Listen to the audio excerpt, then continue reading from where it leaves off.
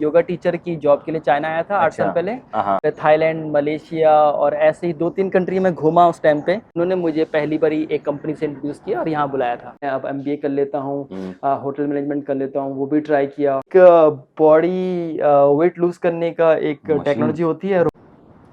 सभी दोस्तों को मैं नमस्कार, मैं हूं प्रदीप राणा। सब होंगे बढ़िया।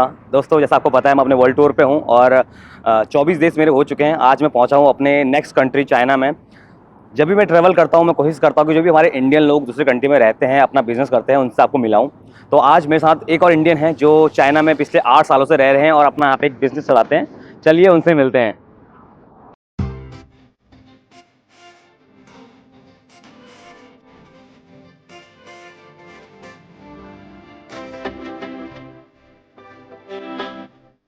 और दोस्तों, हमारे साथ यहाँ पे हैं प्रदीप बंगवाल जी। नमस्कार। नमस्कार राणा जी। प्लीज़ अपने बारे में बताइए कुछ हमारे दर्शकों को।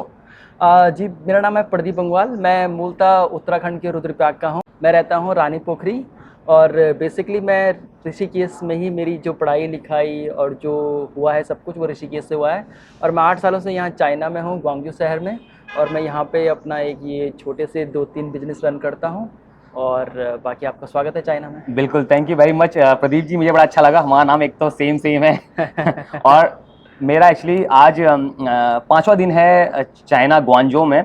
तो मुझे फर्स्ट बंदे हैं हमारे उत्तराखंड इंडिया से जो मुझे मिल रहे हैं। खाने के लिए आया तो मैंने इनको शक्ल देखी, मैंने कहा ये हमारे पहाड़ी लग रहे हैं। मैंने अपने दोस्तों बोला इनसे पूछो पूछो पूछो, इनसे पूछा तो ये लकीली हमारे वहीं से निकले। बड़ा अच्छा लगा मुझे। तो मुझे बड़ा प्राउड भी होता है देखने में कि हाँ, हमारे इंडियन और उत्तराखंड के लोग यहाँ पे आके इतना अच्छा बिजनेस रन कर रहे हैं। तो इनसे ही जानते हैं कि इनका यहाँ पे क्या बिजनेस है। 35 साल का आशीर्वाद है कि जो यहाँ पे हम लोग कुछ कर पाते हैं। और मैं बेसिकली 8 साल पहले चाइना आया था और मैं योगा टीचर की जॉब के लिए चाइना आया था 8 साल पहले। हाँ। और 2-3 शहरों में रहा चाइना के। उसके बाद ग्वांगजू में 2018 में सेटल हुआ। अच्छा। 5 साल जॉब करने के बाद मैं पिछले साल 2022 में मैंने यहाँ पे अपना स्टूडियो, अपनी एक कंपनी, योगा कंपनी शुरू की। चलिए, मैं आपको बीच में रोक रहा हूँ तो हम इसको शुरू से एक बार स्टार्ट करते हैं। तो अब 8 साल पहले चाइना आए तो आप सबसे पहले कौन से शहर में आए? मैं सबसे पहले 8 साल पहले मैं शंघाई के पास एक शहर में आया था। अच्छा। और वहाँ पे मैं 6 महीने के आसपास रहा और उसके बाद मैं ग्वांगजू शिफ्ट हो गया था। तो मुझे ये बताइए क्या कहते हैं कि आपका शंघाई आना कैसे हुआ? क्योंकि इंडिया से दूसरी कंट्री जाना हमेशा बहुत डिफिकल्ट रहा है, आपको बताइए। तो कैसे आपका यहाँ पे आना कैसे हो पाया? योग में जो है राणा जी, जो सबसे ज़्यादा अपॉर्चुनिटी हैं इंडिया के बाद वो चाइना और वियतनाम में है। जो सबसे ज़्यादा जो अपॉर्चुनिटीज़ होती हैं और उस टाइम पे योग का बहुत बोलबाला था 15, 16, 17, 18 में और शुरू हुआ था एकदम से। तो हम भी उसमें से एक थे जिन्होंने उस टाइम पे जो अपॉर्चुनिटी मिली उसमें बहती गंगा में हाथ धो दिया। नहीं, पर यहाँ जॉब कैसे लगी आपको? किसके रेफरेंस से, कैसे?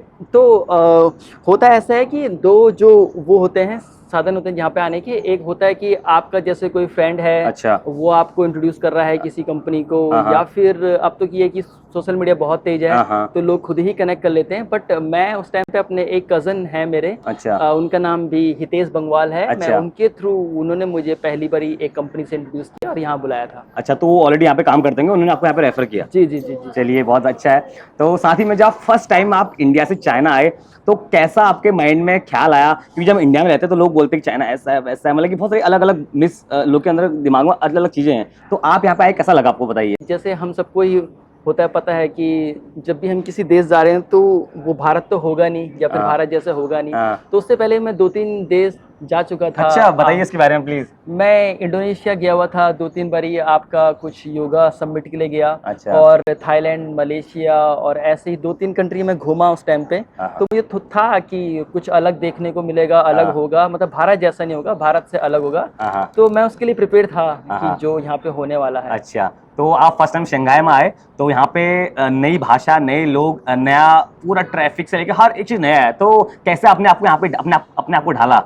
देखो, इन द बिगिनिंग तो थोड़ी दिक्कत हुई क्योंकि जो चाइना है ये इंग्लिश एकदम, मैं तो झूठ नहीं बोलूंगा, जब मैं पहले दिन यहाँ पे आया कोई ऐप नहीं चल रहा, गूगल मैप्स नहीं चल रहा, कुछ नहीं चल रहा। मैं तो बहुत ज्यादा यहाँ पे नर्वस हो गया, झूठ नहीं बोल रहा भाई जी, आपको सही बताओ तो। आप बताओ, आप कैसे आए और कैसा आपको लगा यहाँ पे? नर्वसनेस तो नहीं होगी क्योंकि आपके यहाँ तो ऑलरेडी आपके यहाँ पे भैया लोग थे, तो इतनी दिक्कत नहीं होगी मेरे ख्याल से। देखिए, होता क्या कि पहले जैसे यहाँ पे कोई होता है तो वो पहले से ही मतलब वो कर लेता है कि आपको प्रिपेयर कर लेता है कि जब आप आप यहाँ पे आओगे तो आप VPN डाउनलोड करके हाँ, पहले आएंगे, डाउनलोड कर लो, हाँ। ताकि आप जो APP होती है वो चला पाएं। हाँ, व्हाट्सएप हाँ, है, घर वालों हाँ, से हाँ, बात करनी होती है, हाँ, फेसबुक है, दोस्तों से जुड़ना होता है। वही। तो वो उस चीज़ के लिए हम यहाँ पे प्रिपेयर थे।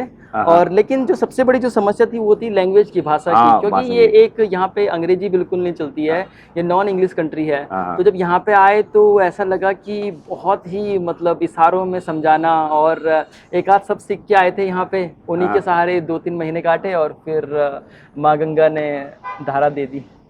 चलिए, बड़ा अच्छा है। फिर उसके बाद आप शंघाई से आप मूव किए ग्वांजो। फिर ग्वांजो में आपको ऑलरेडी 6-7 साल हो चुके हैं। जी जी। तो आप ग्वांजो में जब आप यहाँ पे आए तो आपने सबसे पहले क्या यहाँ पे क्या किया? एक्चुअली मेरे साथ जब मैं संघाई आया था तो उसके बगल में एक सिटी वहाँ पे आया था। अच्छा। तो अनुभव कुछ अच्छा नहीं था, मतलब जो मैं सोच के आया, जो मैं बड़े बड़े सपने अच्छा। लेके आया हाँ। कि ऐसा होगा वैसा होगा, इतना कमाऊंगा उतना हाँ, कमाऊंगा, हाँ। ऐसा कुछ हुआ ही नहीं। और 10 दिन में ही मेरे सारे सपने चकनाचूर हो गए ऐसा थे। क्या हुआ था? ऐसे हुआ ऐसे कि कंपनी ने मुझे बुलाया बहुत बड़ी सैलरी में। अच्छा। और जब मैं यहाँ पहुंचा तो उन्होंने कहा कि भाई तेरे को तो हम इसकी 20% सैलरी दे पाएंगे, क्योंकि हमारे लिए तू अभी एक्सपीरियंस नहीं है, क्योंकि तुझे एक्सपीरियंस होगा इंडिया में होगा, चाइना में नहीं है। तो 10 दिन में ही मेरे सपने चकनाचूर हो गए तो थे। मतलब बताइए, जब आप इंडिया से आए थे तो आपको कितनी क्या सैलरी पे आप आए थे, क्या ऑफर की थी और क्या यहाँ कैसा था?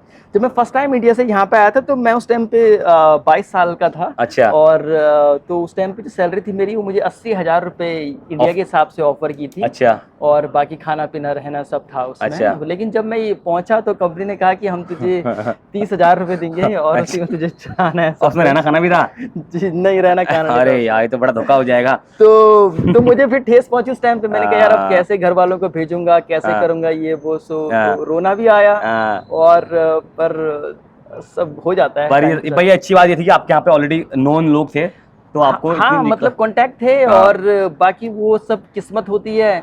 मैं जब वहाँ पे पहुंचा तो सब मतलब ऐसा तितर बितर हो गया था कि कुछ समझ नहीं आया। हाँ। तो एक बारी मैं ऋषिकेश में ही कुछ एक चाइनीज ग्रुप से मिला था। हाँ। वो कहते हैं ना, अगर भगवान एक रास्ता बंद करता तो दूसरा खोलता भी हाँ, है। हाँ, हाँ। तो 2016 की बात थी, तो उन्होंने मुझे अपना कांटेक्ट दिया था 2016 में, और कहा था कभी भी चाइना आओ, अच्छा, अच्छा। कोई जरूरत हो, किसी उसमें फंसो तो हमें याद करना। अच्छा। मुझे उम्मीद नहीं थी, लेकिन मैंने फ़ोन कर दिया उनको। अच्छा। मैंने कहा कि यार देखता हूँ क्या होता है। हाँ। मैंने फ़ोन किया, समस्याएं बताई, तो उन्होंने कहा ये यहाँ पे ऐसा होना नॉर्मल है। अच्छा। हर कंट्री में होता है, यहाँ पे भी होता है। तो हाँ। एक काम कर, अपना हम तुझे टिकट भेजते हैं, तू हाँ। ट्रेन पकड़े कल सुबह आ जा। और अच्छा। हुआ भी वही। हाँ। मैंने सामान पैक करा हाँ। और अगले दिन मैं पहुंच गया उनके शहर में। हाँ। और वहाँ पे मैं कुछ टाइम रहा। अच्छा। और उसके बाद वो एक हिसाब से एहसान था, तो मैं ज़्यादा लंबे टाइम रखना नहीं चाहता उस एहसान को। अच्छा। फिर मैं खुद एक अपॉर्चुनिटी ढूंढ के ग्वांगजू आ गया। चलिए, तो 8 साल आपको चाइना में हो चुके हैं। जी, आपने जी। यहाँ पे कितने साल जॉब की और अभी कब आपने अपना बिजनेस स्टार्ट करने की सोची?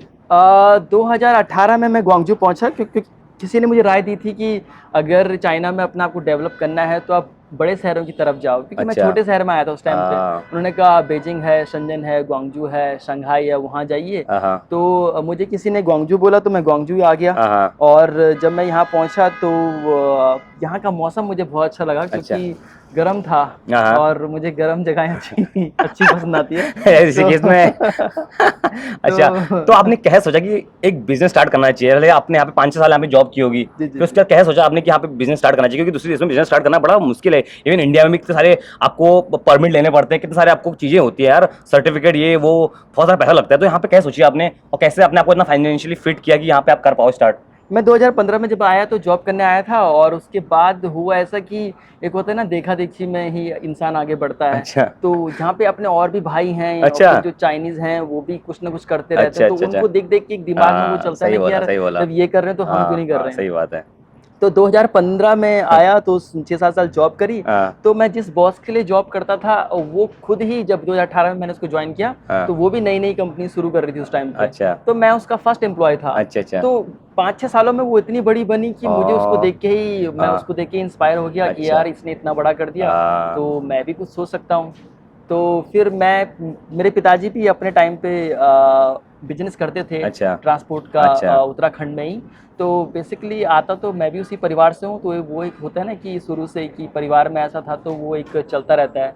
तो मेरे मन में भी था कहीं ना कहीं कि फ्यूचर में जाके कुछ करूंगा। तो जब आपने यहाँ पे वो लेडीज के यहाँ काम किया तो आपको जरा आइडिया आ गया यहाँ के मार्केट के बारे हाँ, में? मार्केट के बारे में आइडिया आ गया, जो लोग हैं कैसे हैं, क्या करना होता है, वो सब आ गया। और चलिए। इसी बीच मेरा छोटा भाई भी 2018 में ही चाइना आ गया था। अच्छा तो उसने वो भी इसी फील्ड से था, बिजनेस फील्ड से। अच्छा अच्छा अच्छा। उसने बिजनेस की पढ़ाई की भी थी, हाँ और वो भी उत्तराखंड वहाँ ऋषिकेश में होटल वगैरह में मैनेजिंग की जॉब करता था। अच्छा। ये राम झूला, लक्ष्मण झूला में। हाँ तो उसके बाद उसने 2019 में ही अपनी कंपनी शुरू कर ली थी, तो अच्छा। क्योंकि वो जल्दी हाथ मारना चाहता था, तो उसने 2019 में ही।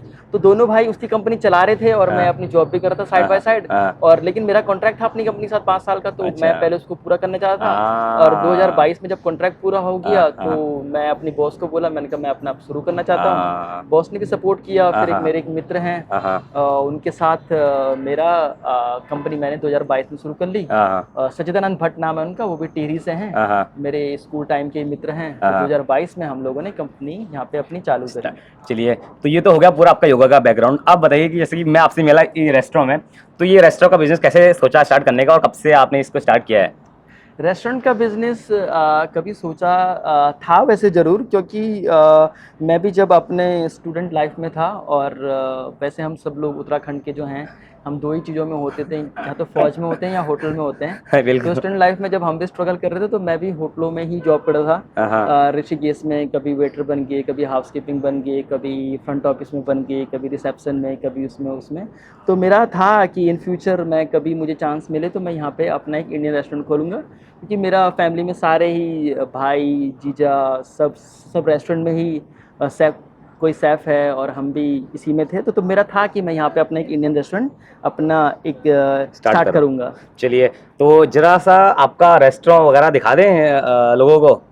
पहले थोड़ा मैं बता देता हूँ। अच्छा। मेरा जो इंडियन रेस्टोरेंट का था, लेकिन वो हो नहीं पाया कोविड के चक्कर में। अच्छा। और इसी बीच क्या हुआ कि पिछले साल की बात है, मेरे जो पिताजी हैं वो भी रेस्टोरेंट रन करते थे। अच्छा। हिमाचल की तरफ में। अच्छा। और मेरा उनके साथ एक सपना था कि मैं कभी फ्यूचर में उनके साथ जाके इंडिया में रेस्टोरेंट खोलूँगा, कुछ इस टाइप का। लेकिन अचानक से पता नहीं क्या हुआ कि उनकी एकदम से डेथ हो गई, कुछ ऑर्गन फेलियर होने की वजह से। और लेकिन वो जो प्रॉमिस था उनके साथ कि करना है, वो मेरे माइंड में था। तो जैसे मैं इंडिया से उनका मतलब क्रियाक्रम 13वीं वापस करके आया, तो मेरे दिमाग में था कि यार, कि मैंने प्रॉमिस किया था अपने पिताजी को और मुझे वो सब करना है, पुश था। तो जैसे ही मैं यहाँ पर पहुँचा, चीज़ें पितरों के आशीर्वाद से ही समझ लीजिए इतनी तेज़ी से हुई, और मुझे अच्छे ऑफ़र भी मिला। तो अब मैं वापस आने के 1 महीने के साथ ही मैंने यहाँ पे अपना ये एक रेस्टोरेंट चालू किया यहाँ पे, जिसका नाम है जैक सन्स करके। अच्छा। जैक में जो पहला है वो मेरे पिताजी का नाम स्वर्गीय जगदीश प्रसाद बंगवाल था। अच्छा। तो उसके पहले नाम से मैंने जैक सन्स अच्छा, जैक और सन्स। जैक मतलब जगदीश आपके पिताजी का स्टार्टिंग के 3 अक्षर, और सन्स मतलब उनके बेटे जितनी पीढ़ी है, तो सन्स के उससे आ गया। चलिए, वो है ना यहाँ पे, क्योंकि मैं हिंदी में यहाँ पे नाम रख नहीं सकता था, लोगों को समझ नहीं आएगा, और तो अंग्रेजी का ही उसको नहीं, जैक्सन बहुत अच्छा राइम कर रहा है, और लग रहा है कि कोई अच्छा कोई ड्रिंक का नाम लग रहा है, बहुत अच्छा राइम कर रहा है। जो भी है, ये मैंने वैसे इससे मेरा उतना वो कुछ नहीं है, ये सिर्फ मैंने अपने पिताजी के लिए किया है। और जो मेरा ज़्यादातर ध्यान है वो मेरा योगा के बिजनेस में है। ये सिर्फ एक मेरे अपने पिताजी के लिए वो है, श्रद्धांजलि टाइप की है, उनकी स्मृति के रूप में मैंने किया हुआ है। और इसमें बेसिकली दिन के टाइम पे इसमें कॉफ़ी का बिजनेस चलता है। अच्छा। कॉफ़ी का और छोटा मोटा ब्रंच चलता है। अच्छा। और इवनिंग टाइम पे इसमें जो अपना होता है, इवनिंग का जो रेस्टोरेंट है वो चलता है। अच्छा। पार्टियाँ वगैरह ये सब। तो अच्छा। मैं आपको एक बार दिखाता हूँ। चलिए। तो ये है इसका एंट्री। ओके। तो ये बहुत बड़ा स्पेस है यहाँ पे पूरा बैठने के लिए। Bye bye. अच्छा, तो प्लीज़ मुझे इसकी जरा बताइए इसके बारे में। ये है कॉफ़ी एरिया। अच्छा। इस तरफ में आप देखिए। और ये है आपका बार एरिया, ड्रिंक्स एरिया, बार एरिया, खाने का एरिया। और ये आपका पूरा सिटिंग एरिया है। अच्छा। आप देख सकते हैं। अभी थोड़ा इसमें रेनोवेशन चल रहा है। अच्छा। बाकी इसमें ये कम से कम आपका 80 से 100 लोगों की कैपेसिटी का रेस्टोरेंट है। अच्छा। और डे नाइट चलता है। और ये लोकेशन बताइए एक बार प्लीज़ आप। ये है ग्वांगजू का डाउनटाउन है, जुजांग टाउन बोलते हैं इसको। जो कैंटन टावर है, जो सबसे उसी के बड़ा पास टावर में है चाइना इसको में, शायद वो बोलते हैं नैनथियन प्लाजा। इसको नामथियन प्लाजा बोलते हैं, हाँ। बट जो बेसिकली है वो जुजांग नू टाउन है। अच्छा। और ये देखिए, ये हमारा प्यारा सा सेमोइड, कौन सा ना सेमोइड है? ये है अरे आपका। ये आपका है क्या? ये हमारा है। ओ, काटता तो नहीं है? नहीं नहीं ए नहीं, बेटे काटना मत भाई, मैं भी तेरे वहीं लड़की से। है, लड़की लड़की है, अरे वाह। लड़की है ये। चलिए, बड़ा अच्छा लगा। इवन एक्चुअली हम एक्चुअली पता कैसे मेरे यहाँ पे आना कैसा हुआ? हम जस्ट बगल में हमारा हॉस्टल है, तभी मेरे यहाँ पे आना हुआ। जी जी, मैं उस दिन देख रहा था, मैं आपको आपका चैनल मैं भी देखता हूँ, मैं अच्छा। आपकी वीडियो भी देखता हूँ, हाँ। लेकिन वो एक हो नहीं पा रहा था ना, क्योंकि आप जो कंट्रीज आप विजिट करते हैं, आप करते हैं इजी टू गो जो कंट्री हाँ, होती है, exactly। और चाइना के बारे में बहुत से लोगों को मिथ होता है कि चाइना हाँ, जाना इजी नहीं वही है, वही चाइना में वही। ट्रैवल करना हाँ इजी हाँ, नहीं है। वही वही। बट मेरे हिसाब से अब जैसे आप आए हैं और आपने लोगों को दिखाया है, तो लोगों के मन से जो सारे वहम होंगे चाइना को वो लेके, पक्का हट जाएंगे। मुझे लगता है वो सारे के सारे खत्म हो गए होंगे। और एक चीज मैं बताना चाहूंगा, ये वाला जो एंट्री गेट है ये हमारा है, यहाँ मेरा हॉस्टल है, जी, ये जी, वाला जी। आपका रेस्टोरेंट है। जी जी तो जी ये था एक्चुअली, मैं जस्ट यहाँ से पास कर रहा था तब मैंने ये देखा, तब हम अंदर गए, तब इनसे मुलाकात हुई प्रदीप भाई से। जी, तो प्रदीप भाई, और तो हमने आपकी पूरी स्टोरी जान ली। ऐसी कोई चीज आप बताना चाहोगे हमारे इंडियन यूथ को जो अभी योगा की तरफ आ रहे हैं, कुछ कि क्या करना चाहिए, मतलब योगा की तरफ क्या अपॉर्चुनिटी आगे है? आइए हम चलते चलते बात करते हैं, और मैं इसी बीच आपको अपना योगा स्टूडियो भी दिखाता हूँ। ठीक है। स्टूडियो का नाम आप ही देखिए, अच्छा divine plus yoga and Pilates. अच्छा। तो राणा जी, ये हमारा योगा स्टूडियो, अच्छा। ये हमारा रिसेप्शन एरिया होता है। आप देखिए यहाँ पे ये रिसेप्शन वगैरह बैठती है, अपना काम वाम करती है। ओके। ये लेडीज जो है वुमेन बाथरूम है, चेंजिंग रूम वगैरह। अच्छा। ये हमारा ऑफिस एरिया। हाँ। और ये यहाँ पे मेल वगैरह भी प्रैक्टिस करते हैं, तो ये उनका बाथरूम एरिया वगैरह। अच्छा। और ये हमारा है जो बड़ा क्लासरूम, क्योंकि यहाँ पे क्वालिटी वाइज क्लास चलती हैं, डिफरेंट डिफरेंट टाइप की, तो किसी में ज़्यादा लोग, किसी में कम लोग, तो ये हमारा है बड़ा क्लासरूम। ये आप देखिए, बाहर का व्यू है पूरे शहर का। अरे वाह, क्या नज़ारा है, वाह। तो ये तो बहुत प्रीमियम, बहुत बढ़िया लोकेशन है, इतना साफ सुथरा और इतना क्लीन। जी जी जी। और ये है बैठने का, चाय पानी कॉफ़ी अच्छा। का। और आप यहाँ पे लोग आके टीवी भी सब देख सकते हैं? जी, इसमें बेसिकली हम लोग अपने जो वीडियोस होते हैं काम के वो चलाते हैं। अच्छा इसमें हम जो यहाँ पे जो क्लास होती है उसको हम डिस्प्ले करते हैं। अच्छा। तो स्टूडेंट जब आते हैं तो वो इसी से रिव्यू ले लेते हैं कि उनको अच्छा क्या अच्छा। पढ़ना है, क्या नहीं पढ़ना है, ओके। जो भी है इस टाइप का। हाँ। और ये इधर मैं आपका ये देख रहा हूँ, meet our team. Meet our team में ये है पहले कि तो आप ही हो इसमें? पहले मेरा ही है। ओके। ये हमारा एक मित्र है, यूनिवर्सिटी टाइम का ही हमारे साथ है। अच्छा। मेरे पार्टनर अभी अभी अलग हुए हैं मेरे से, उन्होंने अपनी कंपनी खोल दी है। अच्छा, बाकी भी आपकी तो उनका फोटो हटा दिया हमने। अच्छा, फोटो हटा दिया। उनका फोटो था, ये बाकी सब हमारी बाकी आपकी लोकल टीम है। हाँ। अच्छा, तो आइए आगे दिखाता हूँ आपको। ठीक है।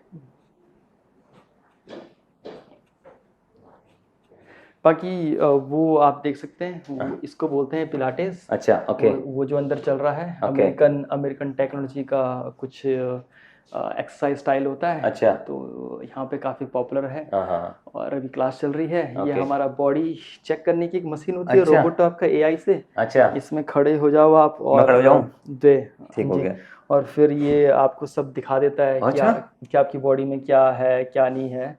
अच्छा, दिखाएगा क्या? अभी ये स्टार्ट हो रहा है। अच्छा, स्टार्ट हो रहा है। आपको दिखाता हूँ थोड़ी देर में, ठीक है? अच्छा। आप आइए फिर अंदर। और ये भी एक बॉडी वेट लूज करने का एक टेक्नोलॉजी होती है, रोबोट के थ्रू। ये मशीन यूज करके आपका फैट लूज करवाते हैं। ओह माय गॉड, मतलब कि फैट लूज करने के क्या क्या मशीनें हैं, क्या और बात फिर है। ये फिर जो आपका है, ये इसको आपका जो अयंगर योग होता है, अच्छा। ये उसका क्लासरूम है। ये अपना जो भी हमारा जो पारंपरिक है, ट्रेडिशनल योग है, ये उसका है पूरा।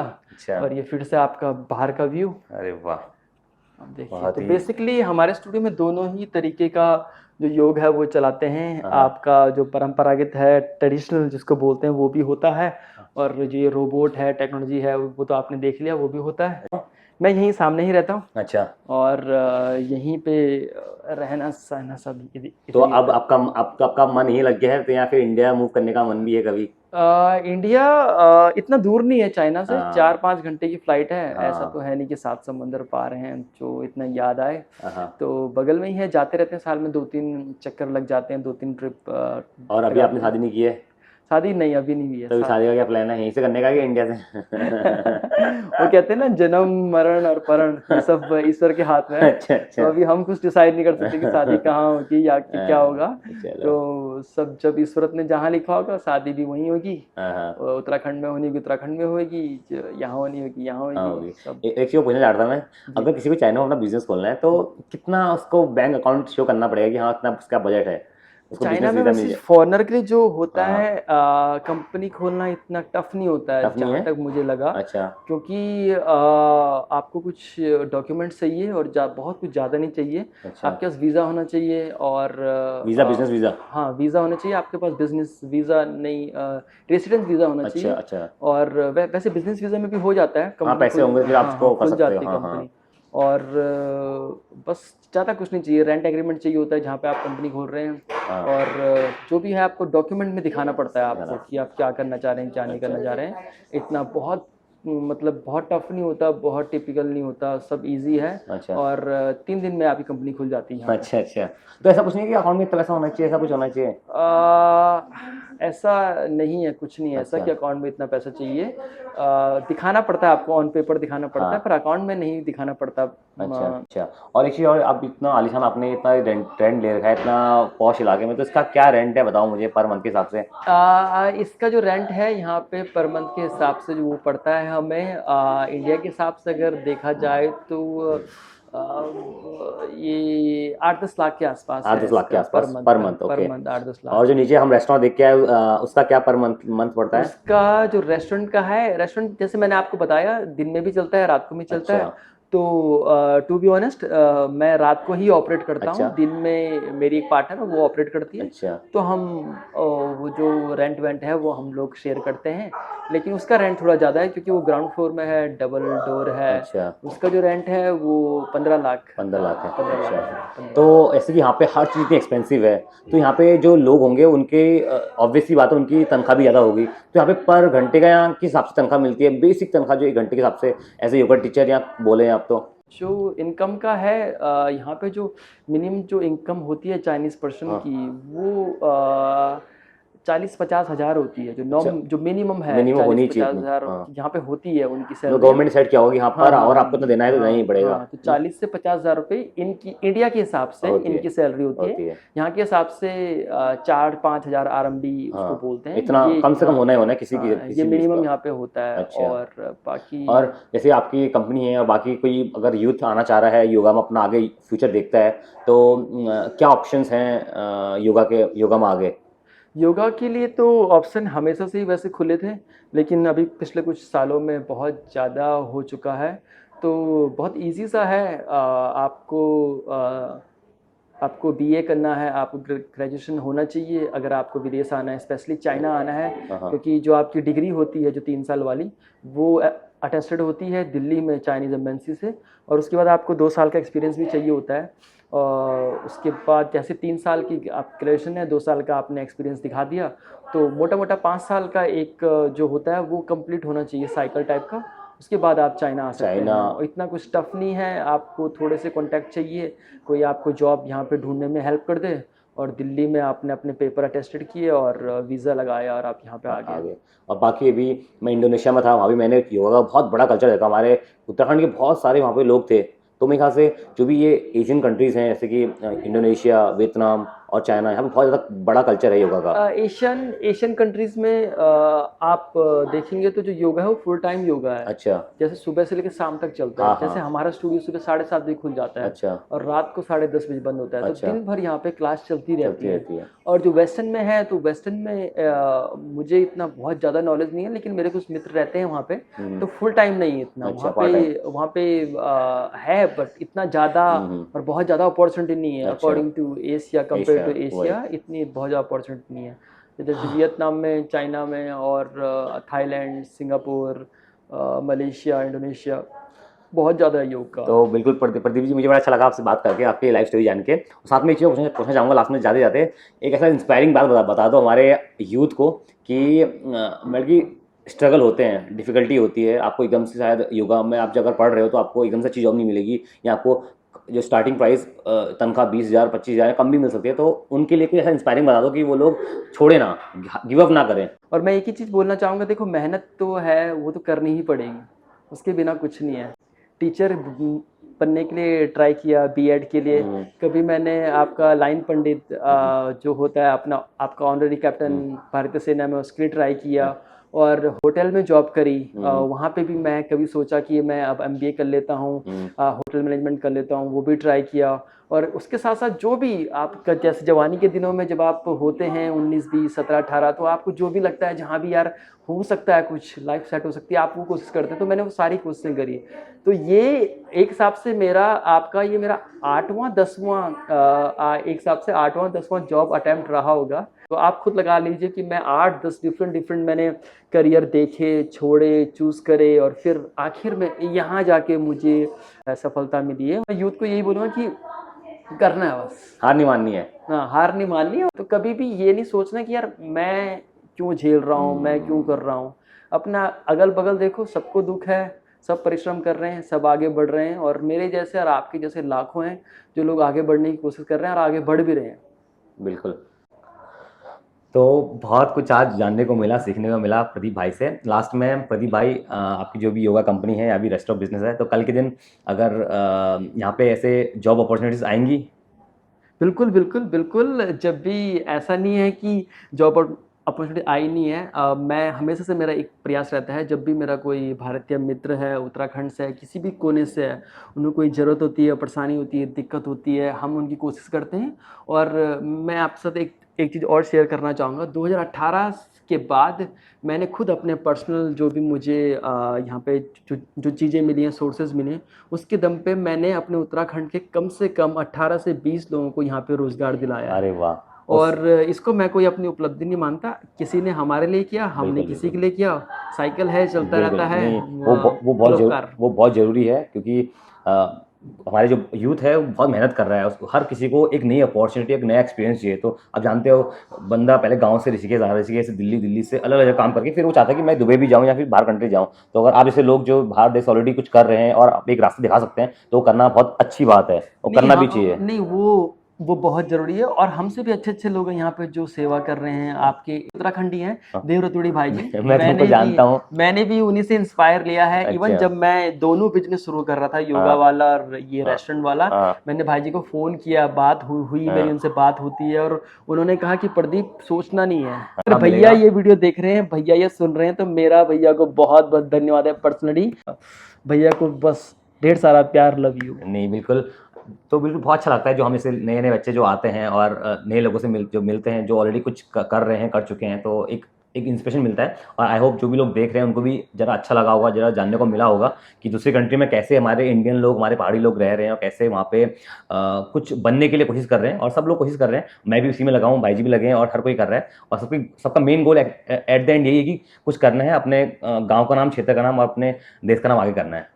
जी जी जी जी। और बाकी राणा जी जो हैं हमारे, हम जैसे लोग तो, आप जैसे मैं बोलूँगा, हम तो सिर्फ पैसे कमाने में और आगे बढ़ने में एक जगह फंस के रह जाते हैं। पर जो ज़िंदगी जो हमारे राणा जी जी रहे हैं, वो कहते हैं ना, सैर कर दुनिया की गालिब जिंदगानी फिर कहाँ, जिंदगानी रही गर रही तो नौजवानी फिर कहाँ। तो जो राणा जी हैं हमारे, ये नौजवानी में ही दुनिया की सैर कर रहे हैं और बिल्कुल उसका एंजॉय कर रहे हैं। तो मैं इनको सच में अप्रिशिएट करता हूँ। और सबसे बड़ी बात है, लोगों को जागरूक कर रहे हैं। पता नहीं कहाँ कहाँ जाते हैं, कितनी डिफिकल्टीज देखते होंगे, पर उसके बाद भी देखिए राणा जी की स्माइल, देखिए टूथपेस्ट वाली स्माइल है।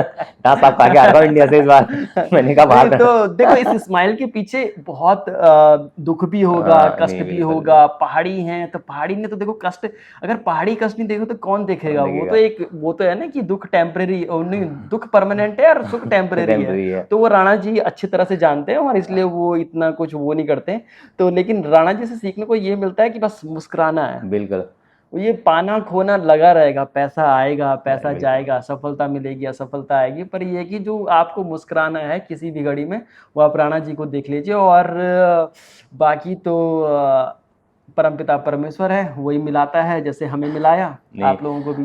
तो बिल्कुल ये मेरी जर्नी है। मैं कोशिश करता हूँ कि जहाँ भी जाऊँ सबसे मिलूँ और उनकी स्टोरी शेयर करूँ। और आगे मेरी जर्नी अभी चलने वाली है। मैं चाइना से आगे मंगोलिया, रशिया, सेंट्रल एशिया पूरा ट्रैवल करूँगा, फिर यूरोप की तरफ जाऊँगा। तो जो भी हमारे इंडियन लोग, हमारे उत्तराखंड के जो लोग हैं जो दूसरे देशों में काम कर रहे हैं, तो मैं उनसे मिलना चाहूँगा और अपनी जर्नी के थ्रू उनकी स्टोरी शेयर करना चाहूँगा। और कोशिश करूँगा कि कुछ इंस्पायरिंग जर्नी को बनाऊँ और कुछ मीनिंगफुल बनाऊँ और सबकी स्टोरी शेयर करूँ और एक अच्छा इंपैक्ट क्रिएट करूँ। तो बड़ा अच्छा लगा प्रदीप जी आपके साथ, और आई होप आपको भी अच्छा लगा होगा। मिलते हैं नेक्स्ट वीडियो में। आई होप बहुत बहुत धन्यवाद सभी को, राणा जी की तरफ से, मेरी तरफ से, हमारे उत्तराखंडी भाइयों, माता, बहनाओं, और अगर मेरी फैमिली मुझे देख रही है तो उनको भी बहुत सारा प्यार, प्रणाम। हमारे भाई जी लोग देख रहे हैं, दूसरे देशों से देख रहे हैं। आज ये चाइना में, क्या पता कल मैं किसी और देश में भी हूँ। तो आई होप कल के दिन हम साथ में मिलकर भी हम इंटरव्यू शूट कर सकते हैं। तो मैं तो बड़ा एक्साइटेड हूँ, आप भी होंगे। और जो भी मेरी नेक्स्ट कंट्रीज हैं, आई होप हम क्लियर करेंगे और सभी से मिलेंगे। तो मिलते हैं नेक्स्ट वीडियो में, तब तक के लिए आप बने रहिए। Bye her by. Her Mahadev.